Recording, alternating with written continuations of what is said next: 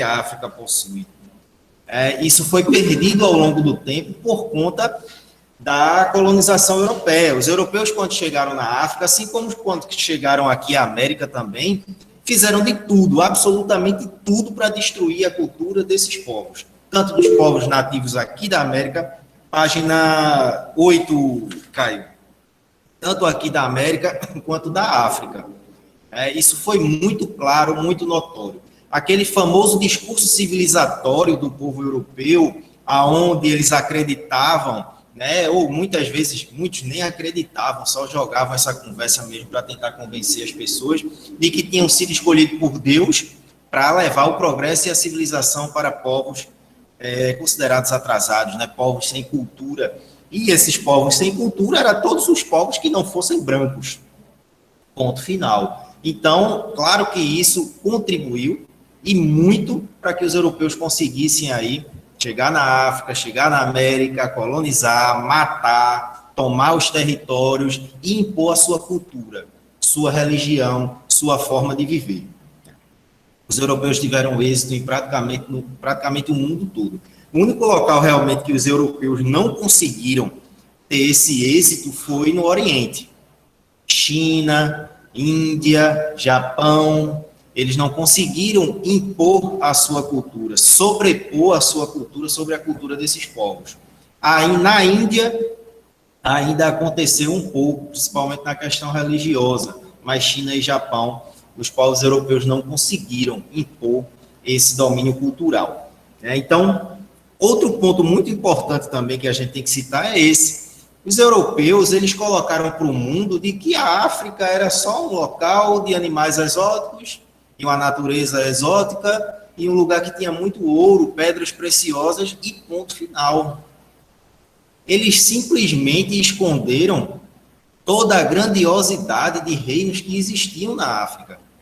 Os reinos de Gana, Mali, Songhai, são 3 exemplos de muitos impérios que existiram no continente africano.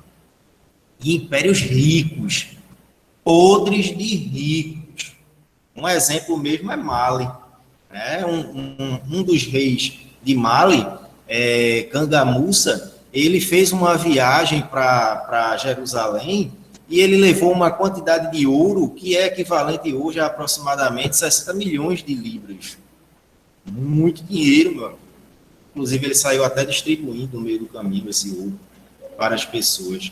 Isso é uma prova clara de que o reino de Mali tinha muito mais dinheiro do que muitos reinos europeus na época. Aqui na América também, a gente vai estudar ainda povos pré-colombianos, maias, astecas e incas. Os incas impressionaram os espanhóis. Os espanhóis, quando chegaram, se admiraram com o Império Inca. Cidades super organizadas, super populosas, uma riqueza esplendorosa. A capital, Tenochtitlan, era maior do que a maior cidade europeia da época. Mas tudo isso foi escondido pelos europeus, foi abafado. O que esses povos tinham de bom... Professor, diga. Ele foi denominado o maior império da América. Oi? Ele foi denominado o maior império. Sim, sim. E tanto os incas quanto os astecas formaram impérios grandiosos. Os incas, maior ainda. Só os maias que não formaram império. Os maias viviam como os gregos viveram, né? Cidades-estados, várias cidades independentes, cada cidade com o seu próprio governo. Então, a história da África, como eu até citei ontem, na época que eu estudava mesmo, 7º ano, a gente nem estudava a África. A África ainda existia um predomínio muito forte na história da cultura europeia.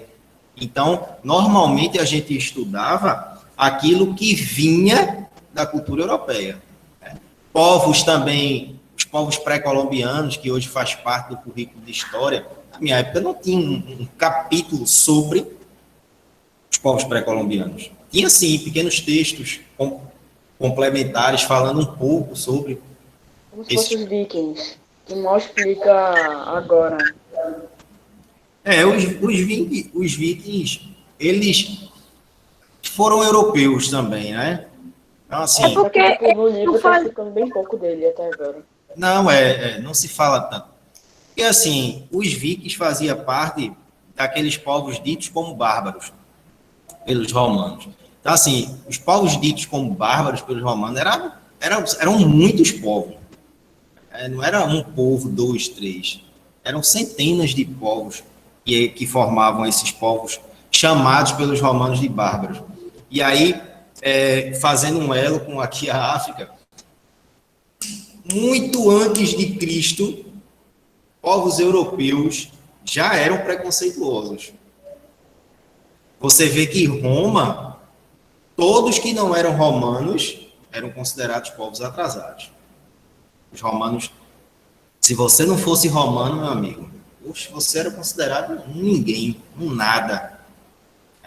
Os gregos, a mesma coisa. Os gregos eu ainda digo que eram mais preconceituosos. É a apostila, Lucas. Os gregos eu digo que ainda eram mais preconceituosos. Porque os gregos, não em todas as cidades e estados, claro, mas em algumas acontecia. De se uma criança nascesse defeituosa, eles jogavam de um penhasco. Criança. Eu só dizia que não servia para o futuro, para o exército deles, essas coisas. Uhum. Porque tinha que ser bonito e tal. E a partir do 7, eu não me lembro se era 7, Uhum. eles iam treinar e a maioria não sobrevivia e morria. Exatamente. Então, assim, isso Cada aí vez sua mãe com 18 anos. já está enraizado, meu amigo, na Europa. Não surgiu, né, há alguns séculos atrás, não. Surgiu muito antes de Cristo, isso já existia. E é aquela coisa, os povos gregos e os povos romanos, eles formaram a base da sociedade europeia, né? Porque Roma dominou a Europa praticamente toda. Então, a cultura europeia, ela foi formada sob a cultura romana. Então, todo esse preconceito, toda essa já vem desde os romanos, e os europeus mantiveram aí por muito tempo. Então, fizeram isso na África, né? Eles consideravam a África apenas um local de exploração, pura e simplesmente, mais nada. Era a única coisa que, na visão deles, servia à África. E aí começaram a colocar que africano é tudo igual, que africano tudo fala uma língua só, o que é um absurdo. Existem diversas etnias diferentes no continente africano, milhares de línguas diferentes no continente africano. Mas isso era a forma de eles impor a cultura deles. Na medida que eles vão dizendo que a África é pobre culturalmente, isso é uma questão psicológica. Eles vão conseguindo convencer as pessoas de que realmente a África é um local sem cultura. E aí vão impondo a sua. Quanto preconceito não existe, por exemplo, com as religiões africanas? Todos nós sabemos que existe um preconceito enorme em relação às religiões africanas. Por qual motivo? Os europeus, que tentando impor, na época, o catolicismo, começaram a denegrir a imagem das religiões africanas, como religiões que não era do lado bom, como uma religião estranha, que não era nem religião, para fazer com que as pessoas realmente se olhassem e estranhassem aquilo ali. E começassem a excluir essas religiões. E até os dias de hoje isso ainda existe. Então, você vê como foi a força europeia no continente africano. Mas, por mais que eles tentaram esconder e denegrir, a história conseguiu resgatar aí um pouco da história africana e está conseguindo resgatar ainda muito mais, graças aos árabes, que era um povo que tinha um contato comercial muito próximo com os povos africanos, e os árabes eles sempre tiveram o costume de registrar tudo que eles faziam em todos os lugares que eles passavam. Então, os árabes eles eram muito detalhistas. Então, os comerciantes árabes chegavam no continente africano, eles anotavam tudo, características físicas, forma de falar, religião, tudo. E eles deixavam sempre isso guardado em grandes bibliotecas que eles construíam. E aí, graças a esses documentos, a história conseguiu resgatar e nos mostrar que a África não era nada daquilo que os europeus pintaram para a gente. Aqui tem Gana, Mali e Songhai, 3 impérios muito ricos, principalmente na questão do ouro, dos diamantes e do marfim. Do marfim eu não concordo muito não, sabe? Porque a extração de marfim acaba ceifando vidas dos elefantes. Então aí eu discordo completamente. Mas ouro, diamante, a África sempre teve em grande quantidade. Um comércio muito rico também. O reino de Gana se formou a partir do comércio. Esse comércio que existia internacional, porque vinha povos de outros continentes fazer comércio com os povos africanos. E Gana foi um império que se formou exatamente em cima da riqueza desse comércio. E, claro, ouro, marfim, diamante, que também foi explorado em grande quantidade. O rei de Gana, ele era chamado de Ganas mesmo. Inclusive, o nome do reino vinha do nome Ganas. Mas esse contato que os africanos tiveram, principalmente com os europeus, a gente considera aí como a grande derrocada, pode-se dizer assim, desses povos. Esse contato acabou fazendo com que os europeus se aproveitassem, conhecessem a forma como esses povos viviam e assim conseguissem dominá-los. Gana, Mali e Songhai foram impérios que não caíram nas mãos dos europeus. Eles foram derrotados por disputas internas mesmo. Mas, obviamente, que os europeus, quando os europeus tinham já comércio com esses povos, e depois que esses impérios começaram a enfraquecer, ficou muito mais fácil para os europeus terem domínio sobre esses povos, obviamente. Mali foi outro reino muito rico também e que veio um pouco depois de Gana. Inclusive, Mali enriqueceu se aproveitando das reservas de ouro de Gana. Gana, quando começou a decair, Mali começa aos poucos a dominar a região que antes Mali dominava. Então, eles se aproveitaram, por exemplo, das diversas minas de ouro que Gana tinha. E aí Mali enriqueceu demais. Enquanto Gana foi um império que surgiu a partir do comércio, Mali surge a partir das grandes reservas de ouro que principalmente Gana tinha. Então, Mali acaba se tornando um dos impérios mais poderosos, não só da África, mas do mundo todo. E o último foi Songhai. Songhai também foi um império poderoso. Dos três, foi o menos, mas isso não significa que ele era pouco poderoso. Ele teve um poder muito forte, até porque ouro sempre foi algo extremamente valioso, tanto ouro quanto diamante. E a África foi um continente que teve muitas, mas muitas reservas de ouro e diamante. Hoje tem, mas obviamente o continente ele foi tão explorado por diversos séculos que realmente hoje se tornou um produto mais escasso, produtos mais escassos. Mais ou menos como aqui no Brasil, né? O Brasil também tinha grandes reservas de ouro, mas a exploração ela foi tão forte, tão intensa por parte dos portugueses, que acabou que as reservas brasileiras foram ficando escassas. Partindo agora aqui para os contatos entre portugueses e africanos na costa atlântica, página 11. Aqui a gente vai falar um pouco exatamente desse início do contato entre europeus e africanos, principalmente os portugueses, porque, querendo ou não, os portugueses eles tiveram um domínio muito grande na costa atlântica da África, lembrando que a África é um continente banhado por 2 oceanos, como os Estados Unidos são. Então, a África é banhada pelo Atlântico e pelo Oceano Índico. Então, a parte atlântica, os portugueses praticamente dominaram toda a área ali. Se vocês observarem no mapa aí da página 11, você vê que essa parte verde aí da costa atlântica, na verdade, ela foi toda dominada pelos portugueses.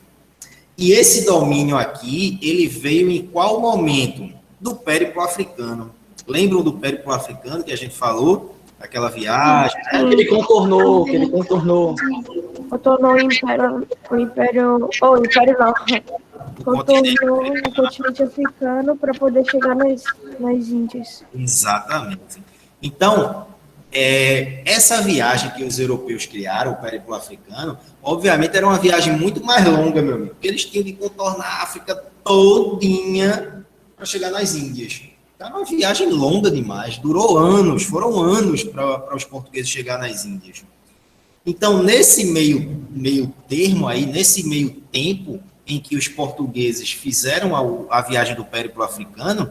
Inclusive, quando a gente estudou, eu falei o quê? Os portugueses eles iam fazendo paradas, né, em portos africanos para descansar, para reabastecer. Né? Então, essas paradas que os portugueses faziam, aos pouquinhos, eles foram começando a ter domínio sobre essas cidades litorâneas da África. E pouquinho em pouquinho, os portugueses foram tendo domínio. Quando todos perceberam, Portugal aí estava dominando toda a costa atlântica. Né?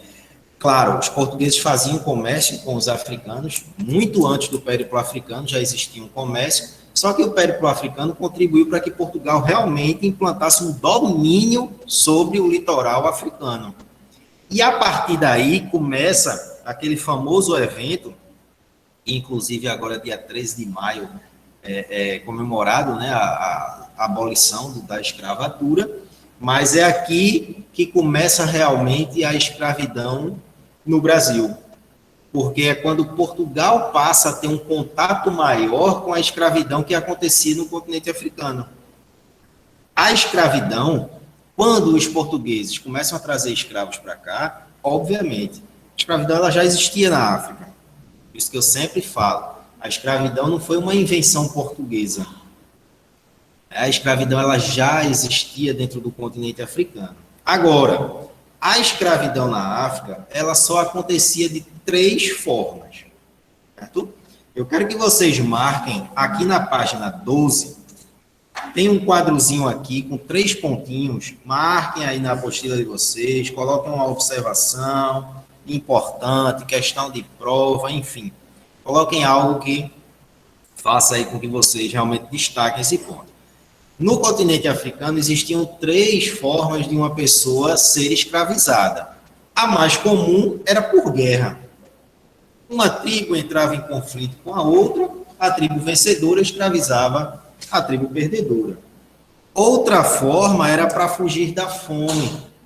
Muitas vezes as pessoas vendiam um filho ou se vendiam para alguém para fugir da fome, da situação de miséria.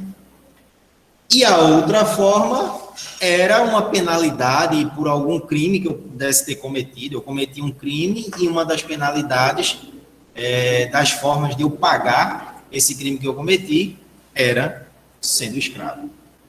Era trabalhando para alguém. Então, essas eram as 3 formas na África em que uma pessoa podia se tornar escrava. Então, assim, não existia na África essa coisa de comercializar escravo. Não, a escravidão acontecia dessas 3 formas. Guerra, fugir da fome e uma penalidade por algum crime que eu tivesse cometido. Só que aí os portugueses chegaram e foram percebendo que dava para tornar aquilo um comércio. Dava para ganhar dinheiro em cima daquilo. Porque a ideia que a gente tem que ter é tudo que os europeus faziam era visando ganhar dinheiro. Tudo. Todas as atitudes que os europeus tomavam era pensando em lucrar de alguma forma. E a escravidão, então assim, eles chegaram, olharam a escravidão, então a primeira coisa que eles faziam era, a gente tem que encontrar uma forma de ganhar dinheiro com isso. Era o pensamento europeu, o famoso pensamento mercantilista, ganhar dinheiro, ponto final. Independente se eu tivesse que matar muita gente, independente que eu tivesse de escravizar, torturar, não importa. Eu tenho que ganhar dinheiro, tenho que enriquecer. A forma como eu vou enriquecer, isso é um detalhe. Não é à toa que os portugueses chegaram aqui, os espanhóis chegaram aqui, chegaram na África, chegaram no Oriente e mataram muita gente. Mas muita gente mesmo. Aqui na América, a gente tinha uma população indígena, quando os portugueses chegaram, de aproximadamente aí 15 milhões de habitantes. Hoje a gente tem menos de 3 milhões indígenas. Por quê? Os portugueses praticaram um genocídio aqui. Os espanhóis a mesma coisa nos seus territórios. Lá na África também. Então, por que os europeus mataram tanto aqui na América? Porque eles queriam território. Eles queriam tomar posse das terras. E aí, como os índios mostraram resistência, não aceitaram entregar de mão beijada, os europeus disseram, então a gente mata, vai matando, até a gente conseguir dominar. Ponto final. Então, a escravidão, os portugueses perceberam que dava para ganhar dinheiro. Então, eles começam, aos poucos, a comprar escravos. Inicialmente, eles ofereciam rum, ofereciam fumo, ofereciam objetos de pouco valor e pegavam esses escravos. Depois, os próprios africanos, percebendo que dava também para ganhar dinheiro, começam a vender mais caro esses escravos. E aí começa o famoso tráfico internacional de escravizados. Esses escravizados eram colocados em navios, chamados de navios negreiros, e eram trazidos da África até aqui a América. Diga, Thaís. Ainda existe O quê? o tráfico internacional de escravos? Existe. Escravidão ainda existe. Não da forma como era. Hoje, qualquer pessoa pode ser escravizada, entendeu? Assim, a escravidão...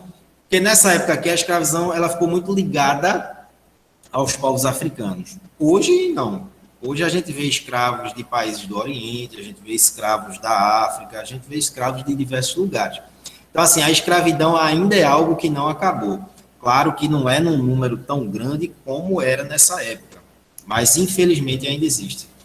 Como existe trabalho infantil ainda, que é proibido por lei, escravidão é proibido, mas infelizmente a gente sabe que o ser humano ele sempre procura um jeitinho de burlar as leis. Então, infelizmente ainda existe, escravidão ainda é uma realidade. Agora, claro, né, não é como antigamente, né, que nessa época aqui era praticamente legalizado. Né? Praticamente não, era legalizado, né? Uma botava no navio, trazia e... Professor, tranquilo. Oi. Esses dias passou no jornal que um bocado de mulher foram sequestradas para serem escravizadas, sabe? Sim, sim. Hoje a gente tem Para serem vendidas. traficadas para serem escravas. Tem hoje questão de mulheres que são levadas para a prostituição, pessoas que são sequestradas para trabalhar para traficante. Tem de todo tipo hoje. João levantou a mão, quer falar? Nessa época, tinha algum país que não escravizava ou fazia o tráfico de escravos? Como é? Nessa época, tinha algum país que não escravizava e nem fazia o tráfico de escravos? Que não escravizava. E não fazia o tráfico de escravos? Tinha. Eram poucos, mas tinha. Agora, assim, eram países, normalmente eram os países que não estavam nessa disputa por riquezas, assim, tipo Inglaterra, Holanda, França, Portugal, Espanha. Eram os países que estavam naquela disputa pela hegemonia da Europa. Então, esses países escravizaram em grande quantidade. Mas, assim, tem países como Suécia, Suíça, Dinamarca, Noruega, que eram países que não escravizavam. Agora, aqueles países principais que eu digo assim, né, que tiveram uma notoriedade maior na história, todos eles escravizaram. Tanto que uma prova muito clara disso se você olhar os países Inglaterra, França, Holanda, são países que têm uma população negra muito grande. E, obviamente, todos nós sabemos que são países que originalmente são de população branca. Mas por que tem uma quantidade grande de negros?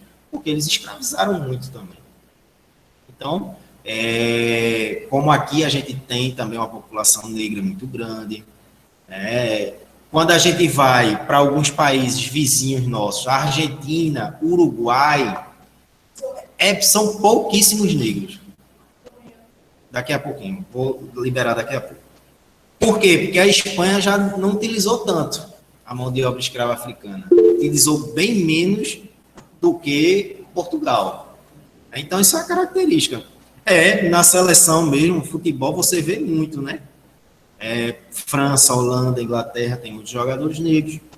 Por quê? Porque foram países que escravizaram muito, muito, muito. Bom, E aí, quando a escravidão acabou, né, esses que eram escravos deixam de ser e continuam vivendo, né? Nesses países aí que escravizaram. Muito comum. Então, ó, aqui na página 13, a gente tem uma imagem aí bem interessante de um porão de um navio. Esses escravos, eles eram colocados nos porões do navio, na parte inferior do navio, que era uma parte com pouca ventilação, era uma parte muito quente. Então, esses escravizados passavam uma viagem aí de meses no mar, nesses porões. Muitas vezes, eles viajavam completamente nus, eles tinham que fazer suas necessidades aí mesmo, entre eles. Então, assim, ficava um amontoado de escravos, né? Essa imagem aqui, você ainda não vê tantos escravos, mas muitas vezes esses porões vinham abarrotados, né? Muitos escravos. Então, obviamente, um ambiente fechado, com pouca ventilação, muita gente amontoada, a proliferação de doenças era muito comum. Ainda mais eles fazendo fezes e urina ali naquele mesmo ambiente, né? Então, eles tinham que dormir, eles tinham que respirar aquele ar ali. Então, muitos escravos acabavam adoecendo, né? Eles colocavam aí média de 300 escravos, 400 escravos. E quanto desse para colocar num porão, eles colocavam. Então, era um sofrimento absurdo que esses escravos passavam. Fora, né, a questão emocional mesmo de eles serem tirados do seu ambiente natural para ir para um outro local completamente diferente. É você imaginar que você vive aqui tranquilinho no seu ambiente, de repente chega pessoas, te pega a força para te levar para um outro lugar que tu não conhece língua, que tu não conhece nada, para ser explorado, para ser escravizado, para ser torturado. Então, os escravos, os africanos, eles foram perdendo identidade com a escravidão, porque eles foram forçados a aprender uma outra língua, eles foram forçados a cultuar uma outra religião, né? E, claro, com o passar do tempo, eles foram perdendo sua identidade, obviamente. Então, a escravidão, com certeza, é um dos episódios mais tristes da humanidade, sem sombra de dúvida. Sem sombra de dúvida. E olha que isso aí durou séculos. Aqui no Brasil, os primeiros escravos aí começam a chegar por volta de 1560, 1570 e vai até 1888, quando a escravidão ela definitivamente chega ao seu fim. Então foi muito tempo de escravidão. E todos sabem, né, a forma como esses escravos eram tratados, né? Apanhavam, muitas vezes levavam diversas chicotadas realmente de deixar em carne viva as costas. Depois eles pegavam esses escravos e colocavam numa banheira com sal grosso. Já pensasse, a gente com a feridinha assim, bate sal, uma dor da bexiga, né? Imagina tu com as costas toda aberta e ser colocada numa banheira cheia de sal grosso. Isso eles faziam para cicatrizar mais rápido as feridas. Escravas eram arrancados língua, pedaço da língua, eram arrancados bicos do seio. Tortura que você imaginar, meu amigo, era feito com essas pessoas. Então, realmente foi um episódio muito triste e assim, você vê a que ponto chega a ganância do ser humano. Tipo, estão nem aí com o sofrimento dos outros, porque estão ganhando dinheiro com aquilo ali. Simplesmente. E isso foi a escravidão. Se alimentavam mal também, ainda tinha esse detalhe. Ficavam ali num porão do navio meses, muitas vezes só comendo pão, só pão e água, a viagem todinha. Meu amigo, é uma coisa assim que não se faz nem com animal peçonhento, que a gente não gosta, isso não se faz. Imagina com o ser humano. Bom, só para a gente fechar aqui, o contato entre portugueses e africanos na Costa Índica, página 15, não tem muito o que falar aqui, certo? é bem pequenininho, é só mesmo para falar que, como os portugueses faziam o périplo africano, então eles vinham pela costa atlântica, passavam por baixo e subiam pela costa índica. Então, os portugueses tiveram contato com os dois lados do continente africano. E eles escravizaram pessoas dos dois lados do continente africano. Na costa índica, Portugal não chegou assim a dominar realmente, efetivar domínio, como foi na costa atlântica. Na costa atlântica, Portugal montou uma estrutura mesmo de domínio. Na costa índica, era mais aquela coisa ali de parar, fazer um comérciozinho, comprar uns escravos e tchau. Partia, ia-se embora. Na costa atlântica foi diferente. Inclusive, muitos portugueses chegaram a morar realmente na costa atlântica. Mas na costa índica foi uma coisa realmente mais de passagem. Chegava ali, fazia um comérciozinho, comprava produtos que interessavam a eles para revender na Europa e iam embora. Poucas feitorias foram montadas na costa índica. Muito mais feitorias foram montadas na costa atlântica. Feitorias eram uma espécie de armazém que os europeus, os portugueses construíam na costa, próximo aos portos, para armazenar produtos que eles comercializavam, certo? Então, a costa índica, ela sim foi explorada, sim teve escravidão, mas num fluxo ainda menor que a costa atlântica. Beleza, pessoal? Ficou alguma dúvida? Não. Tranquilo? Tranquilo. Pronto, deixa eu passar aqui a atividadezinha. Tá.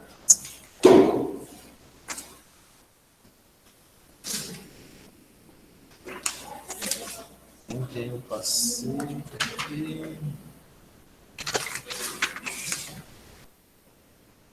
Ontem foi só a página 3.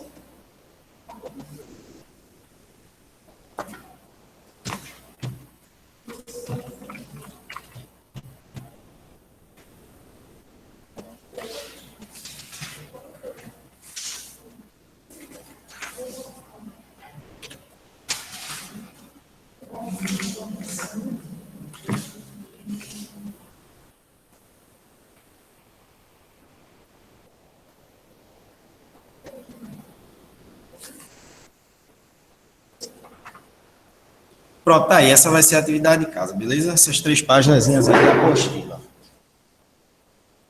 Vou colocar aqui no quadro. Anotem aí na agenda de vocês. Oi? Não entendi.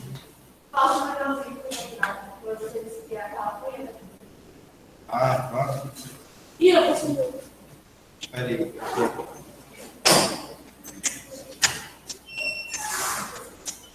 Ô, professor, Oi, já fez a chamada? vou fazer.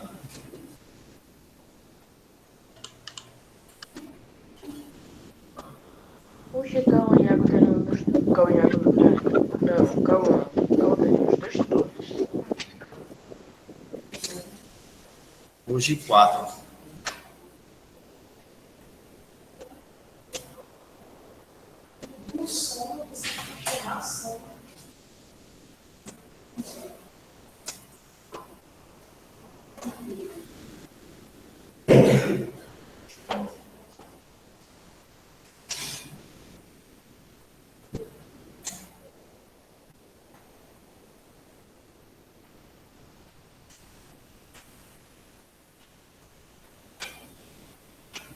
Alisson, tá aí. Ana Beatriz. Ananda. Presente. Ana Vitória. Caio. Presente. Carlos Henrique. Cauã. Presente. Cleiton. Presente. Daniel tá aqui. Esther Passos. Ou Eduarda Cavalcante. Eduarda Cavalcante. Não tá. Esther Passos. Esther da Silva. Giovana Penha. Giovana Santos. Jennifer. Giovana Santos. Não. João Gabriel Brito. Tá aí. João Oliveira, João Rafael, João Vitor. Todos. Júlia Alves. Presente. Júlia do Nascimento. Cauã Araújo. Lara Aguiar. Leiliane Vitória. Lídia Vitória. Lívia da Silva. Lívia de Melo. Lorena. Presente. Lucas Eduardo. Presente. Marcelo. Presente. Maria Eduarda Batista. Maria Heloísa. Maria Luísa. Miguel Alexandre. Natália. Nicolas. Pablo Enzo. Nicolas presente, professor. Ok. Pablo Enzo. Não tá. Rodrigo. Samara Slaine. Stephanie Luiza. Tá. Thais Miri. Presente. Thalita Vitória. Thomas Gabriel e Tiago estão, né? Pronto, pessoal, estão liberados. Tchau, professor. Tchau, Tchau, tchau. professor. Tchau, professor. Tchau, professor. Tchau. Tchau, prof. Tchau.